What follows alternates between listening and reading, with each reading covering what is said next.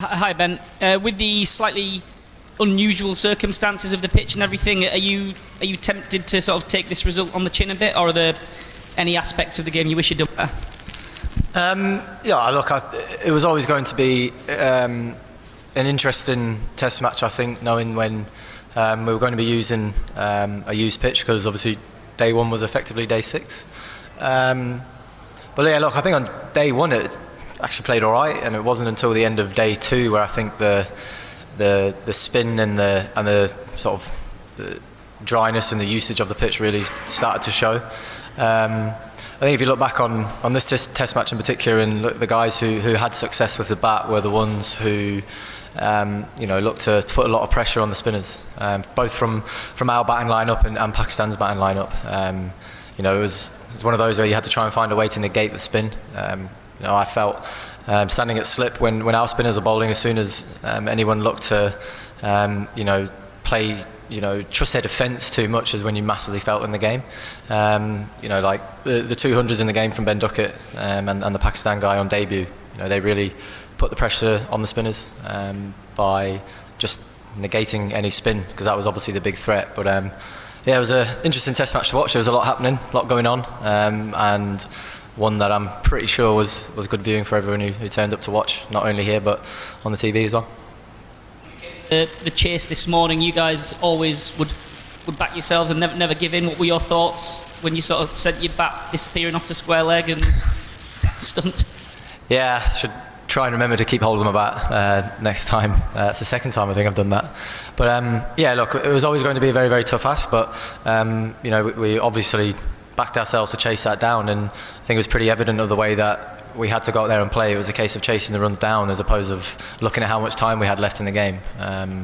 We built some really good partnerships when we started to put the pressure back onto Pakistan. Obviously, it's always going to be in the bowler's favour when there is so much going on. But I think the way in which we approached this run chase was exactly how what was the right way to do it. You couldn't just look to sit in there and bat time, because there was always going to be one with your name on it. So we had to find a way to score runs, which we managed to do, just obviously for not long enough. Because if we did, then we would have got over the line. And obviously, going to Rawalpindi for a decider now, a big match. Unlikely that conditions like this can be generated again over a couple of days in Rawalpindi. Do you think what your team has showed over a couple of days leaves you fairly well placed for a decider? Yeah, I think it sets the series up brilliantly. That's why I think it should always be an odd number of games in a series. Because you obviously want, if there's going to be results in every game, you want there to be a winner. But yeah, obviously we've got no idea what type of conditions we're going to be faced with for the last test match, and we'll just have to wait and see what we get produced with and what we think is best to give us the best chance of winning that test match. Go Chris and then Stefan. Go ahead, Chris. Hi Ben. It was pretty extreme conditions when you guys were batting in your second innings.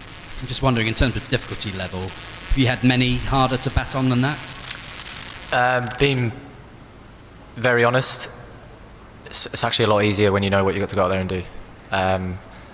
Defending the ball was probably the hardest thing to do on that wicket.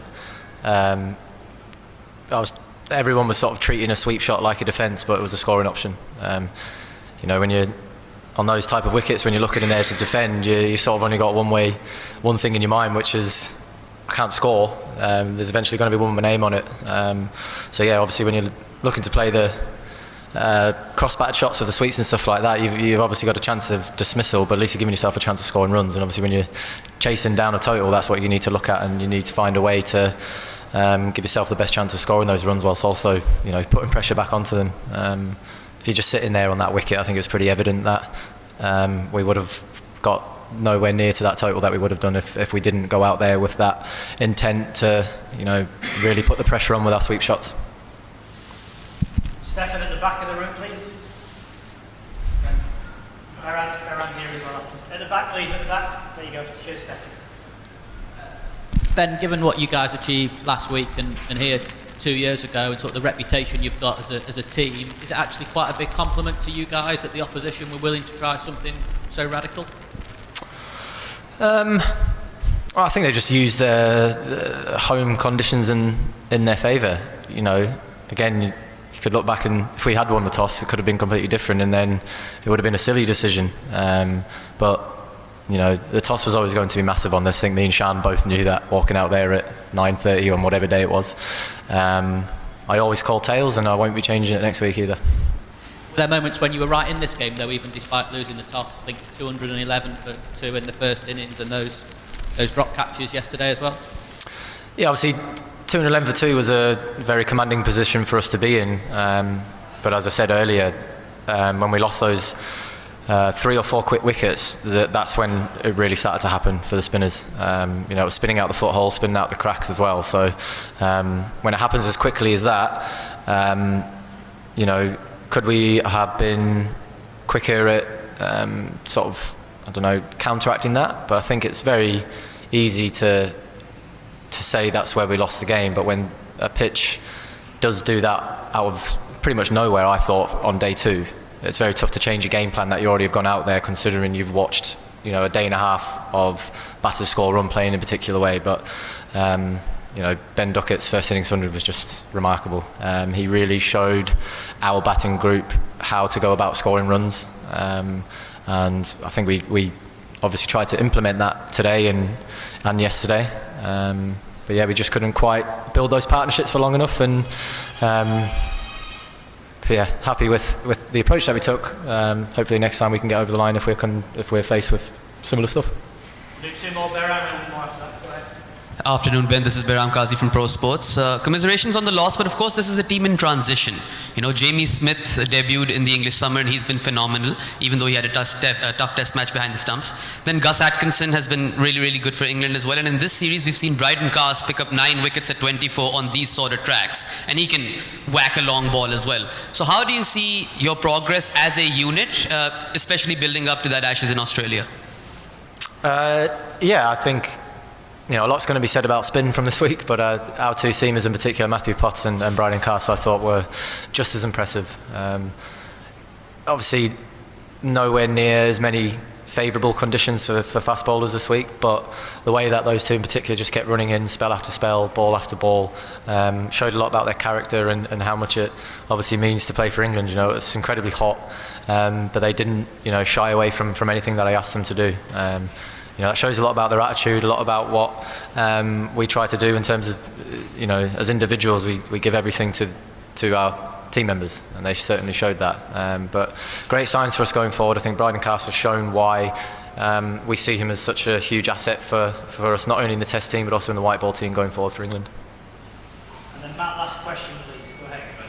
Shoaib Bashir and how he's bowled across the series. It seemed like you sort of particularly celebrated a couple of his wickets in the second innings. Do you feel like he's sort of grown in confidence as this test has worn on? Yeah, I think so, definitely. I think the way that him and Leachy operated together complemented each other very well. It's always nice as a captain when you've got you know, the option of the ball consistently spinning away from, you know, a left hand and right hand. You know, I chopped and changed depending on who was on strike, because I felt the Pakistan batters just seemed a little bit more vulnerable whenever the spin was away from them. But yeah, I think the way that Bash bowled, you know, yesterday, you know, really brought that game back towards us and put lots of pressure on Pakistan. You know, he's obviously in so much to work with. Got 4 wickets left-handers, so obviously he's got an incredible amount of skill at bowling at lefties, and I think to the right-handers he's just going to get better and better. He's got a incredible desire to constantly get better. He works so hard with Jeets to get better and better, and you know, he's very, very early on at the start of his international career as an off-spin bowler. So much to work with, and when you've got someone like that who's desperate to keep on improving, you know, you're onto a winner.